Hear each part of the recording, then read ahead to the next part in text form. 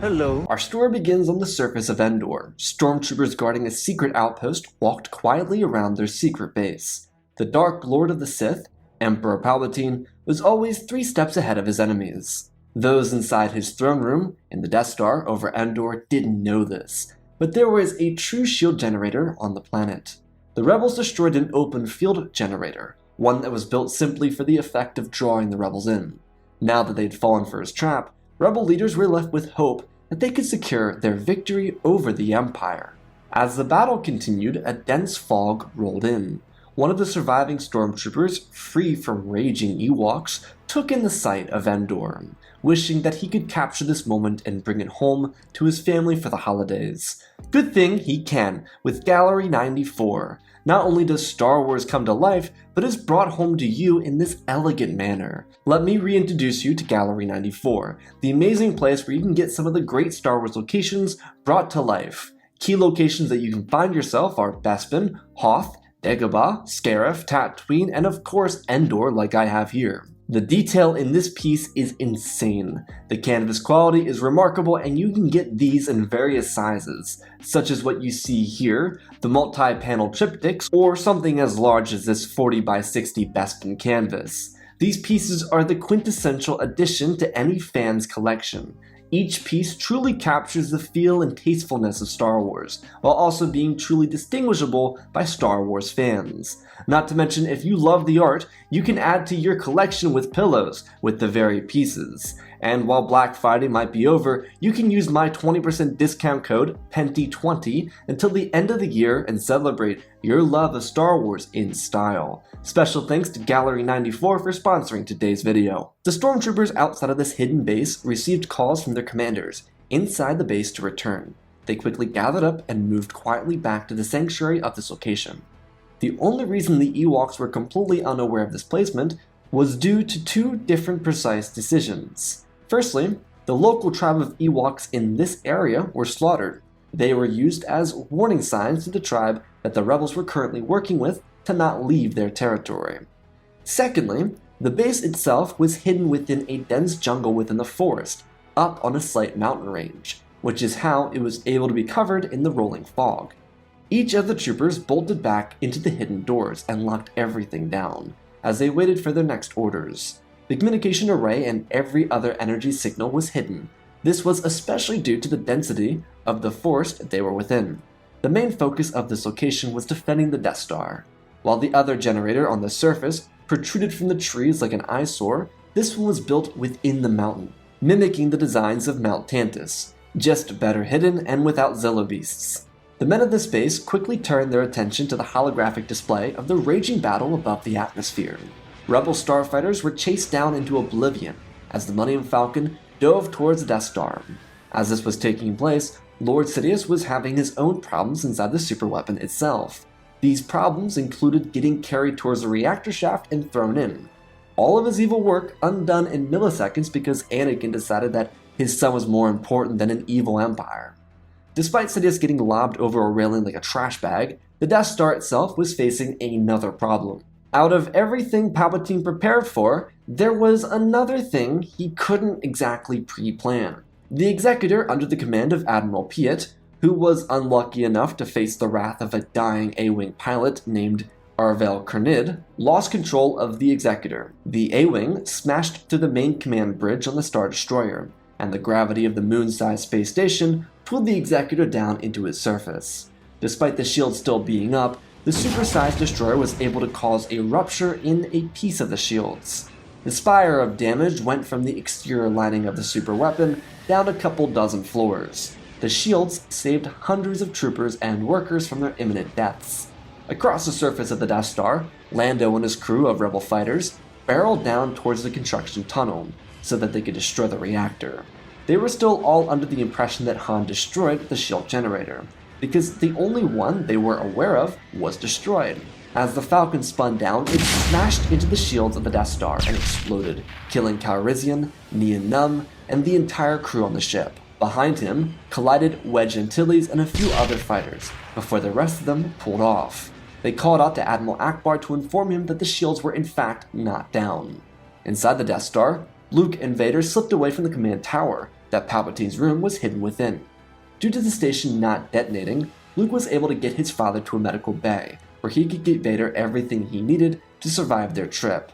While they were doing this, an Imperial officer ran into the same throne room they had just left, finding it dismantled with a missing Emperor. His natural conclusion was that His Excellency had been killed, so he quickly contacted the deck officers on the weapon and told them that their Emperor had been lost. It was time to begin the next phase of their plans. The deck crew knew what this meant. Imperial destroyers in the main fleet started to disperse as the second Death Star unloaded its shots into the vulnerable Rebel fleet. With broadsides from destroyers and blasts from the superweapon, the Alliance fleet was left unready. One of the admirals within the Imperial fleet, Garrick Versio, pulled his destroyer under Hull 1, hoping that he could open up a pathway for the Death Star to destroy the Rebel flagship.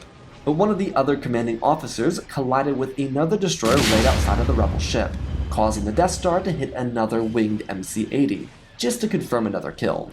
Admiral Versio's daughter, on the surface of the planet, was leading Inferno Squad up against unprepared rebels. The Imperial Special Forces weren't expected, but that didn't matter. They cut through rebel insurgents and made a push for the remains of the destroyed generator. Inferno Squad was tasked with capturing rebel leadership on the surface, including the likes of Generals Organa and Solo, the Wookiee, and Captain Rex. They were all to be tried and executed on Coruscant following Imperial victory. Despite the mission statement from Inferno Squad, the rebels were holding their own against Palpatine's most elite division. They weren't as elite as you would have hoped, but the Empire was still going to claim victory.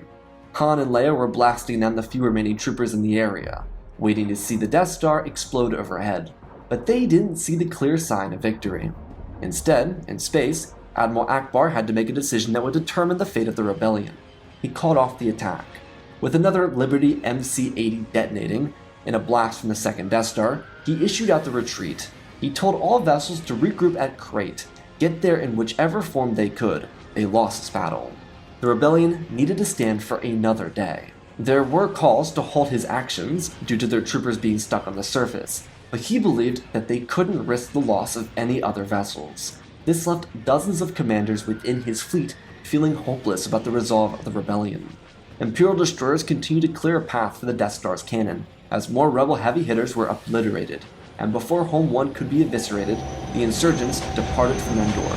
Inside the superweapon itself, Vader and Luke escaped through an Imperial Lambda shuttle, and as Luke piloted the ship out of the Death Star, they saw what had happened. Vader sat in silence, not knowing how the Alliance could have failed this assault. The wreckage of the rebel ships littered the arena of combat, and hope fled their hearts. Father and son realized that the fight against evil had just become impossibly large. The shuttle slipped through the atmosphere and out of the cloud cover as it landed near the debris of the fake shield generator. The rebels in the area pointed their weapons at the shuttle, but Luke exited first, raising his hands over his head, revealing that he had survived his encounter with Vader and the Emperor. And as the rebels looked on with hope still in their eyes and excitement in their hearts, the shadow of the Emperor's servant emerged from the shuttle, their weapons all cocked back, preparing to get Luke out of the way so that they could kill this monstrous villain. Luke placed his body before his father, telling them that Vader had saved him, and he was responsible for killing the Emperor.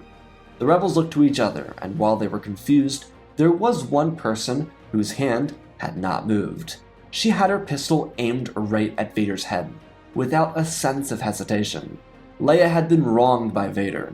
Maybe he didn't order the destruction of her home world, but he certainly didn't stop it, which was just as bad. She hated that man. She didn't care if that was her father or not. He was evil and he deserved to pay.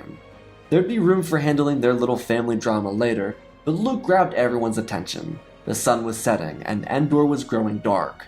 It was a sign of the times to come. He informed them that the rebellion lost. Their fight force in space had retreated, and now they were stranded on the forest moon. As Luke and Vader were coming to the conclusion that they needed to go, blaster fire and Ewok yells could be heard in the distance. Inferno Squad and the rest of the Imperial stormtroopers on the planet were preparing to make their counter. Not to mention, Captain Rex with his viewfinders was able to confirm and inform the others that Imperial dropships were coming down to the surface. They needed to go now. Sadly for the Ewoks, this meant that their friends and allies would be abandoning them.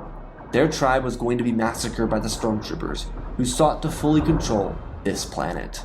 Luke gathered up the rebels and separated them up amongst the shuttles and fighters they had available to them, and they vanished into space by going into various directions. The rebels would choose from a variety of rebel bases to split up to.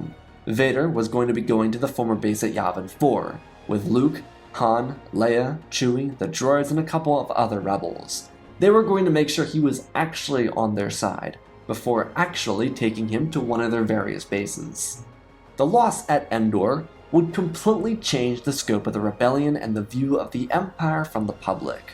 There was now confirmation that the Emperor constructed a second Death Star even after the massive failure of the first, and as it seemed, this second one was much larger and more able-bodied. Their victory at Endor would be the beginning of the end of normalcy in the Empire. There were dozens of contingencies the Emperor had planned following his untimely death. While he was trying to find rebirth on an ancient Sith world, the Imperial military was activating these contingencies. Among the many were Operation Cinder. A big political fallout of the Alliance loss was how these operations were to be viewed.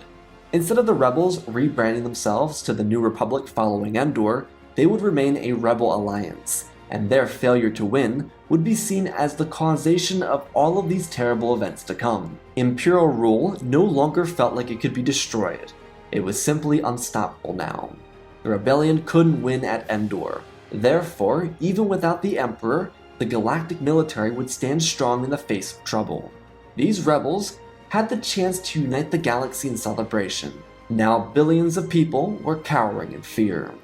The death of Palpatine was a widespread panic for Imperial military personnel, but again, due to their victory at Endor, the natural sequence of hierarchical progression wouldn't be a competition.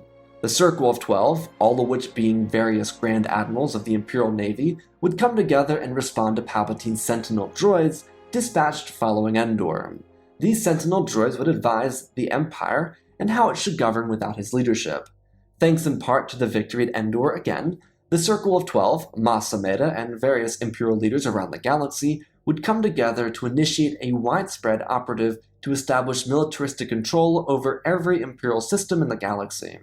Operation Cinder would punish those who allowed Palpatine to die, and while there would be mutinies as a result, Sidious didn't care. Punishment was the only way to handle their failure to preserve his first life.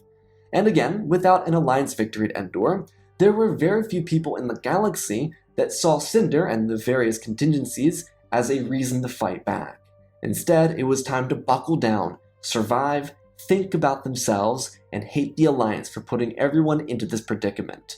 The hope of the galaxy was lost, and the rebels, now gathering up at Crate, were trying to figure out how to reignite the flame. As rebel leaders looked to Mon Mothma to be their saving grace, she was lost. She didn't have the answers, and with failure at Endor being so unanticipated, she tried to rally together her fighters, stop people from leaving their military, and give everyone a sense of optimism. Tragically, there wasn't a whole lot of optimism to share in. At Yavin 4, in the destroyed ruins of the former rebel base, heroes from the supposed victory on the surface of Endor gathered around. Vader was sat with his helmet off, looking from face to face, holding on to what air he could breathe with his adjusted respirator. He was hurting a lot from Palpatine's electricity, but the medical droids inside the Death Star had done him well. But these rebels were pissed. He had killed their friends, obliterated their planets, and served the Emperor for more than 20 years. He was the catalyst of suffering, and they weren't going to just let his actions slide, not like Luke did. Young Skywalker had to let Vader take the brunt of it. He wanted to stand in the middle, but truthfully speaking, this was his father's burden to bear. Luckily, Anakin made it easy on Luke, because he stood before each of these rebels and listened. He looked every single one of them in the eyes and acknowledged the pain he caused. From his own daughter to his best friend, Captain Rex, to various rebels from a number of other worlds, he listened, and he faced what he gave. Their burdens now sitting on his heart, a planet destroyed, with parents who actually loved her, millions of brothers killed, devastated by an order that they couldn't understand, then left to rot by their government. So many stories, some too familiar, more so than others, but all of them painful, and all of their blame, fairly or unfairly, placed onto Anakin's heart. He would have to prove to all of them, not just his daughter, his son, or his friend Rex, that he was a changed person, one willing to make the ultimate sacrifice in the fight for good. These rebels would stay on Yavin for the following few months. For the most part, the individuals that remained were Luke, Rex, and Chewie. Han would float between Crate and Yavin, dearly missing his beloved Corellian fighter. He and Leia had to call off their little wedding, and while they both loved each other, there were more important things to face, the first of which being Mon Mothma's loss of power within the Alliance. As the galaxy hit a huge reset after the Rebel loss at Endor, the Alliance itself had to make a decision for longevity. Someone like Mothma had served the Republic, lost the fight as a senator with the Empire, and driven the Alliance to near desolation twice, both before Scarif and now after Endor. A lot of people were treating her unfairly, but it was in their most desperate hour, and recency bias was not in her favor. Leia, on the other hand, was the hope, the young fighter, and general that could be what the fight needed. Admiral Akbar didn't want the political role of leadership, and Leia had all the credentials thanks to her upbringing. There was some controversy with her as their new leader because of her relation to Vader, but she separated herself quickly. Leia made sure she was open as she could be about the blood relation, and how in her mind she would never be the offspring of someone so evil. Her sole goal was to restore the Republic, bring back democracy, and save the galaxy from tyranny. Just as the rebellion started to settle around Leia as their new leader in the months following Endor, the galaxy truly suffered. Operation Cinder mutilated systems, killing off up to billions of people, and again, where was the Alliance? The rebels did continue to strike at Imperial locations, but nothing did enough damage to stop the machine. Imperial morale was higher than ever, and the victory at Endor encouraged new recruits to flock into their ranks. The Circle of 12 spread out their control, establishing Mas Amedda as their political face, while keeping away mutinous and greedy members of their coalition. None of this would have been possible in a scenario where they lost the second Death Star, but all extra Imperial resources were funding the directive to re-establish the superstation. It was almost fully complete. The exterior hull was finished, identifying it as an exact replica of the Death Star lost 4 years before, the only difference being its massive size. The second Death Star only needed internal repairs, and then it'd be flushed out into the galaxy for domination. As the rise of the new Imperial regime placed itself at the head of galactic power, a small band of Imperial officers under the command of Brendol Hux vanished into the unknown regions. They were tasked with a mission that very few were aware of. After the failure of Dr. Hemlock in the facilities at Tantus, the Emperor made precautions to ensure he didn't face any more stagnations in his plan. Hux was amongst the few who knew of the Necromancer initiative. With Palpatine's death and the Empire maintaining its power in the galaxy, a small Shadow Council was collected to ensure future longevity of their Emperor. Hux and his scientists were working hard to prepare Palpatine's return. Without the rise of a new republic, the Dark Emperor was working closely with his loyalists to prepare for his great return. He wasn't fearful of Vader or young Skywalker because there were much worse things for the Skywalkers to fear. On Yavin, Luke and Anakin walked side by side through the forests. Most of the rebels had left the planet by this point. R2 stayed behind, with Rex and Ahsoka, who had since returned from her apparent death, also staying on planet. Luke and Anakin were speaking together, Anakin's voice still covered in the darkness of Vader's tone. He still wore the suit because they didn't have time to get him something more manageable, and it was also a constant reminder of who he was and what he had done. Anakin told his son that he wanted to finish his training. Despite what Yoda told him, training in the Force was only one step.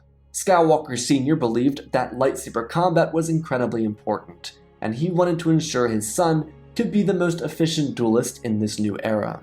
Luke did explain to his father that, as the last of the Jedi, he would like to rebuild what was lost, and he took that burden on wholeheartedly. Anakin did try to convince him to not do it, not in spite of the Jedi, but because there were others still out there, knowing because he didn't kill any of them, but Luke disregarded this approach. He wanted to save what helped him find his calling, and as his father, Anakin believed that he needed to support his son. On Yavin, they would train relentlessly. While Anakin and Rex had their little conversation about why he made such a terrible mistake, The majority of focus would be on training Luke to save the universe. There was a fear sitting in the back of Anakin's head, one that he continued to neglect, out of hope that it wasn't possible. Because Palpatine never helped him save Padme and never showed him any extensive use of the power to save others from death, Anakin believed it was impossible. He was aware of Exegol, due to a short visit after the events at Bespin, but Vader didn't believe that his master could accomplish such a feat, attributing its only success to Plagueis the Wise, something Anakin never assumed Sidious would ever figure out. Outside of the new training regiment, Leia was leading a much more aggressive rebel cell. She, after securing her placement as Alliance leader, proposed movements to counter the contingencies in effect. Palpatine made life impossible for people, and due to their movement dwindling in numbers following Endor, she needed to find a way to inspire people to rejoin their cause and join again. How could she do that? Well, they needed to strike, hard, fast, and relentlessly. Not with the intensity of Saw Gerrera, but with dedication. This movement needed to speak to people. Sidious's contingencies were affecting everything, from lives, to trade routes, to simple things like curfews. If the Alliance could disrupt these changes, they could save the people from a lot of grief. A lot of Leia's early work was hit-and-run tactics, which worked well, but it didn't get the people riled up. What she needed was a wake-up call, and this plan, going forward, would be the best way to initiate it. However, for her, this meant that she and her beloved Han would need to be separated for long periods of time. Before they did separate, though, Leia proposed a secret marriage, so that if either were to die, they'd forever be together. Han, not typically for romantic things, heartily agreed, and in a private hall on Crate with C-3PO and Chewie as their witnesses, Organa and Solo were bonded as one. As the years slipped by, the Alliance grounded its support where it should have always started, with the people. That's not to say they didn't already have success with the people of the galaxy. It was just that after Yavin, it was more mobilized people. The contingencies put people into a constant state of fear, and when their daily lives were imposed by Cinder and so forth, they found reason to choose the Alliance over the Empire. Leia's rebels hit the trade routes the hardest, which didn't sound like a big deal, but it made a huge impact. Some of the lesser spoken about aspects of these contingencies were hidden behind the atrocities of Cinder. What the Empire did was limit the trade between systems, crashing economies and making resources scarce. The people who got the surplus of these same resources at a cheaper price were the loyalists not affected by Cinder. So when the rebels intentionally disrupted Imperial blockades on trade routes, they opened up more free trade between systems, allowing these systems to rally back. Leia ran quick campaigns to highlight this effort made by the rebellion. Leia refused to use the pseudonym of New Republic until they got to Coruscant and captured it. She understood Mothma's excitement to use New Republic in a post-Endor where the Alliance won, but Leia believed a hard push to victory was needed. Then, when they won, they could come and vote on a new name, to establish democracy through that route once again. Leia ran her troops harder than they were ever pushed, and she made the Alliance fleet challenge the Empire multiple times. New strategies were enacted, but none nearly as important as Han and Chewie's commando mission on Coruscant. Again, due to the supply and demand issues and varying contingencies that affected the less powerful, the Coruscant divide became more enchanted by a class divide. It was truly a tale of two cities. See, get it? Because there's a top side and an underworld? The rebels exploited this, and used it to turn a slight divide into a true civil war. Coruscant was already brimming on the edge of one following Endor, but the Circle of 12 with Mas Amedda were able to put it away. With Coruscant falling into chaos as billions of citizens started to turn on each other, the galaxy, especially the core, clutched their pearls. The Circle of 12, on the other hand, was responding to these little outbursts from the Alliance. They were trying to catch them, but Crate remained an elusive base, mostly because the rebel fleet was always stationed at Dakar, hidden in the asteroid belt, and the ground forces of the rebellion were able to hide in the fortress at Crate. These Imperial Grand Admirals also decided against Morgan Elsbeth's decision to bring Thrawn back from another galaxy. This ended up turning the former witch against the Empire, something that would be her eventual downfall. The Circle of 12 believed that Thrawn could disrupt their balance. Gallius Rax and Rey Sloane were in their corner as up-and-coming Grand Admirals, and with Moff Gideon holding the outer edges, as well as he could, they didn't need Thrawn to diversify their assets. He was a little calculated for their tastes. After all, he was an outsider. Someone from the rancid unknown regions, not to be trusted, especially not without Palpatine. The Imperial leadership was still unaware of Palpatine's growing Final Order. Even though the Empire was still the true dominant power of the galaxy, Sidious wanted a fleet that could cover the galaxy and hold the same power as a singular Death Star, just everywhere. And speaking of Death Stars, the planetary weapon had detonated several cities by this point. There was a planet in the Outer Rim that was destroyed, but no one knew about it. A little misfire. No one needed to know though. But the Death Star typically showed itself at rowdy systems, and the people would surrender, especially when Imperial troopers pulled out of those cities and towns that were especially rowdy. Most people were willing to fight, just not to die by a Death Star blast, like everyone at Jedha did. It's why Leia's Coruscant initiative was so important. The Death Star could not fire on Coruscant. The class war was grounding Imperial funders, meaning that hitting Coruscant would directly damage Imperial reserves and funding. And of course, these wealthy people wouldn't just transfer their money without getting saved first, so they were stuck, and Coruscant was safe, even with the extra moon called the Death Star. With the Death Star away from other planets hoping to quell the rising rioters at the capital, Luke and Vader had other plans. With Luke fully trained with the help of Ahsoka, the two of them and Anakin were preparing to move against Palpatine.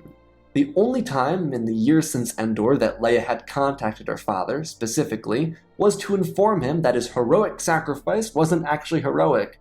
Rebel spies intercepted transmissions between Moff Gideon and Brendol Hux about Necromancer's rebirth.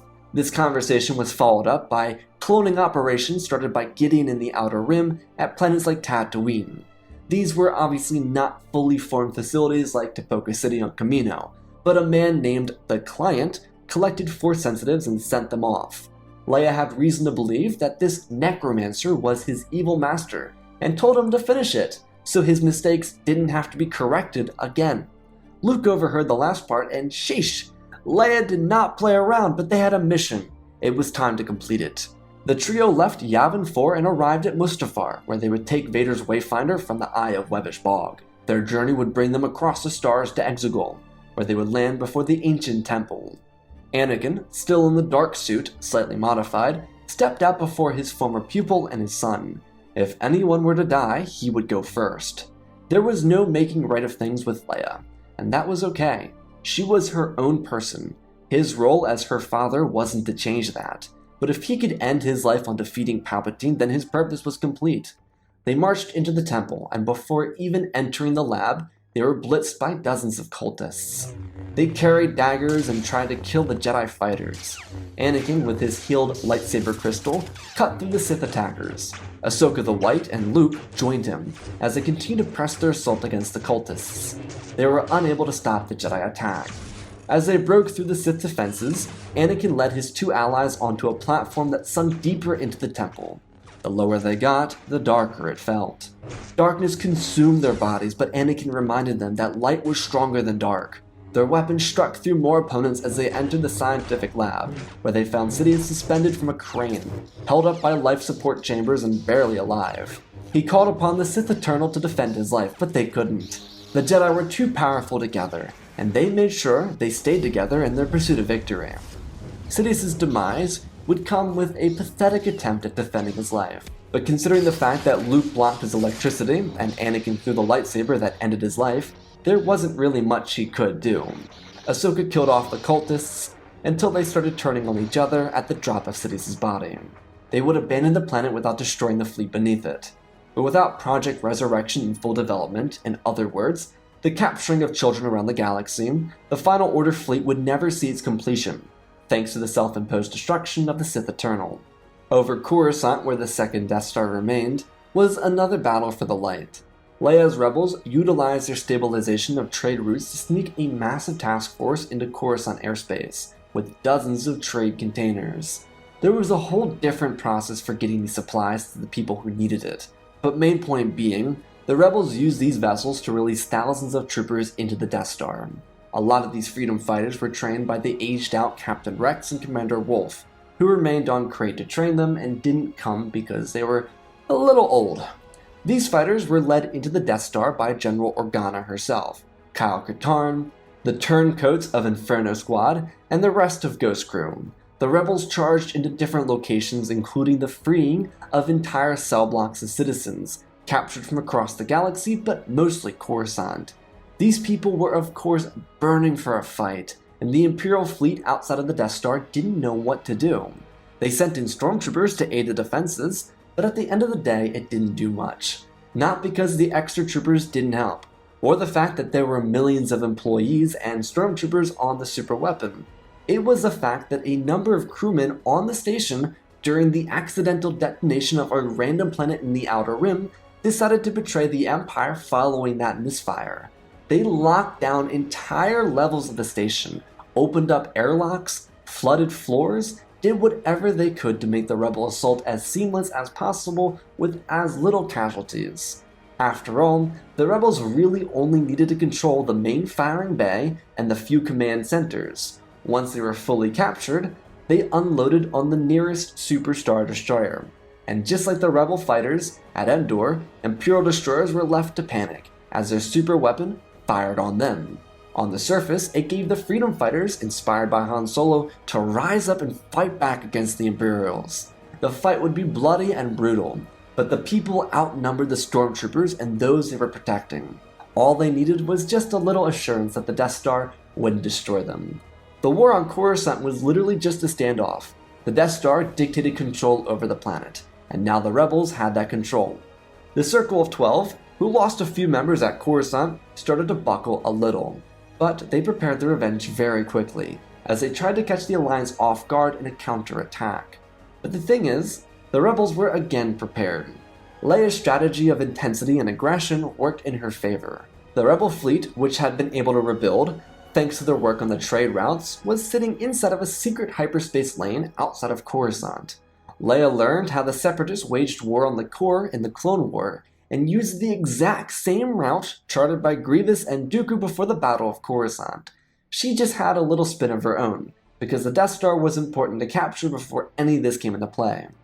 The irony is, the Circle of 12, including Gallius Rax, Moff Gideon, and Rey Sloane, had every reason to believe they could recapture and or destroy the Death Star in their return to Coruscant. Their fatal flaw was screwing over Thrawn, because he, at the very least, would have been able to counter this, if not sniff it out before it happened.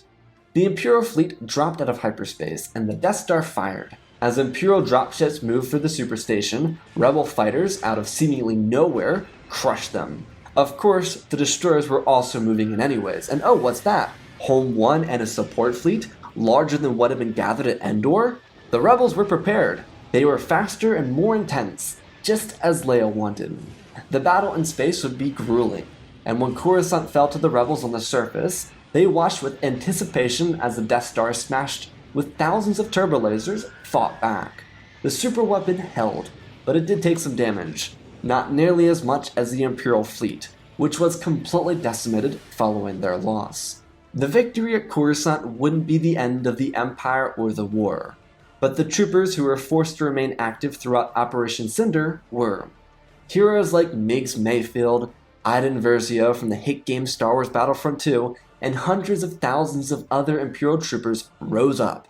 They didn't necessarily care if the rebellion won. They wanted the Circle of 12 to lose. Imperial leadership without Palpatine managed to be even more cruel and lose out the support of their fighting force. The new Senate on Coruscant, that was formed really pretty rapidly, with thousands of holograms, would vote in the name of Secession Republic as their official name, due to the fact that they were all made up of systems that betrayed the Circle of 12. This new government would, in the years after the end of the war, change its name to just simply the Republic.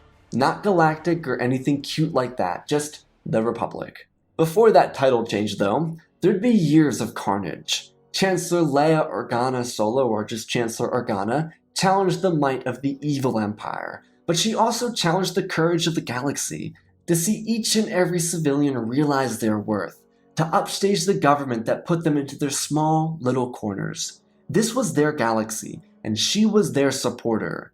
Leia didn't come in as Chancellor for the power or for the title. She came in to be the uplifter of the unrepresented, to be a public servant. She was young, charismatic, and relatable for a whole new generation of fighters. Those older than her respected her, and those her age and younger looked up to her. She was what Mon Mothma couldn't be, not because Mon wasn't good or strong of heart, but because Leia never served a dying republic, or a corrupt empire. Leia represented true change, and it would be under her leadership that the Republic would hold on to its military and chase the Empire down. No resurrection, no necromancer, no Starkiller, no First Order would dare be born under her guidance. Anakin would be so proud of his children. As Luke and Ahsoka went off to start the new Jedi Order, he found himself home on Naboo. It was a place of both pain and also serenity, a home that cultivated himself to find the Anakin Skywalker he wanted to be. He had helped the galaxy in one way, and he wished to remove himself from ever making another positive or negative impact, just for his own sanity. While the fight against darkness continued, Chancellor Organa had her first child with Han, who they named Jaina. She wasn't a twin, but after the war, she'd be joined by a younger brother named Jason, similar to the young hero named Jason Syndulla. Leia's placement as Chancellor didn't make the Republic perfect, but she was the right combination of youthful energy and inexperience with pure determination. She, with Mothma as her aide, refused to let corruption find home within the new democracy. The true death of the Empire would come in the year 14 ABY, 2 years after Coruscant fell to the Alliance. When that day came, it was widely celebrated. The Republic Navy under Allegiant Admiral Akbar would begin an expedition into the unknown regions to ensure the long-term protection of the new government and the galaxy. Leia wouldn't leave her role as Chancellor for a little over a decade. She kept getting voted in. She, by the end of her term, would have 4 children, the last of 2 being named Kina and Ben, the 2 of them being twins. Leia's twin brother, on the other hand, wouldn't have any love affairs of his own, but he would find joy in the path he had set forward for himself.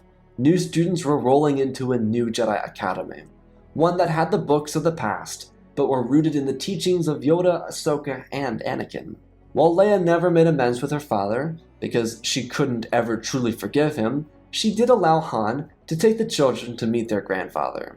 It was among the greatest joys of Anakin's life. And before his own passing, he would have a strong bond with Jaina and Jason, the 2 of which being the oldest. Out of the 4 Organa solo children, only Jaina and Ben would become Jedi in Luke's academy. Without an evil emperor trying to corrupt any of his students, young Grandmaster Skywalker would be on the right path to establishing a long-lasting Jedi Order. The fight for the restoration of the Republic and the Jedi would be much harder, but the fighters who brought it to life were forged through thicker fires. The Imperial machine prospered off the victory at Endor, but their greatest pride would be the seeds for their deepest downfall. Both Republic and Jedi would stand for generations to come. The legends of Chancellor Leia Organa Solo and Grandmaster Luke Skywalker would be championed for thousands of years. Darkness would rise, but the twins of the Chosen One would have established a society ready to stand up and meet it, head on, every single time. And that, my friends, is our story. Pretty wholesome PP right there. Special thanks to the patrons: Andrew Wells, Ozpin, Angel Dust, Jack Silver, Prismatic Warlock Master, Lyndall Asher, Schmoobs, Darth Vitiate, Seju Jagger, Groot36, Hunter Belden, Rosebird, General Alexander, Robin Roberts, Alexander Reese the Beginning and End, Django Fett Clone, Nick5098, Ben Ingram, The Big Red Pure Mark, Diamond Constant, Darth Nemesis, Lord Tibbs, CC2024, Galvin Gaming, Tristan Mandalore, Sir William 1767, Darth Revan, Grandad D. Bane, Laliant, Sky Guy, Penguin, Cullen Rooney, Shark McDory, RJ38, Nick, Michael Erlanger, The Last Jedi, Apollo, Weewoo670, Annika Snake Runner, CT7567, Toaster Oven, Oz of Oz, Darth Knox, The Eternal Padawan, Joshua Tem, Johnny DeGuin, Saints of Skeleton, Jedi Sloth, Mr. Yeet Gamer, Lord Calig, Youngly66, Madman Studios, Anakin003, Lord Draken, Photos Lazy Star Wars, Airbus, Rex the Wolf, The Man with 3 First Names, Darkseid46, Baron Joshua, and Lord Deadwing. For supporting the channel, smash that like button. Let's talk about this story. I'm hyped up right now. This is a lot of fun to do. There's a lot of turning parts in here. This honestly could be a multi-part video. If you guys want to see more multi-part videos, let me know. I might start doing them again outside of Sith Clone Wars. But more so on this story. A lot of turning parts here. And it was really hard to pick a focus because there's so much I wanted to say in this story. And part of that's because I think Luke and Anakin would have a really wholesome time, but I also kind of wanted to go with this idea of Leia usurping Mon Mothma. Not intentionally, but kind of because I think if the Rebels lost at Endor, there'd be a very big call, I believe, for a change in leadership. Because the Alliance almost crumbled, basically did crumble before Scarif, and then they kind of came back after Yavin. So I think Mon Mothma would kind of get vilified. Not that she's bad, and again, this isn't against Mon Mothma. She's just not what I think Leia would be. I think Leia would maintain this more aggressive leadership as Alliance leader, but also a more charismatic role of Chancellor. I think Leia is just a more energetic, youthful persona to kind of fill the role of what new would need to be, not an old Republic senator. Oh, also, and one little thing. Kina is just Anakin, but K-I-N-A, just backwards. Little cheeky, but just thought it'd be better than naming the kid Anakin. It just makes more sense to me. Anyways, I hope you all enjoyed. I love you all. Spread the love. And always remember, my friends, may the Force be with you.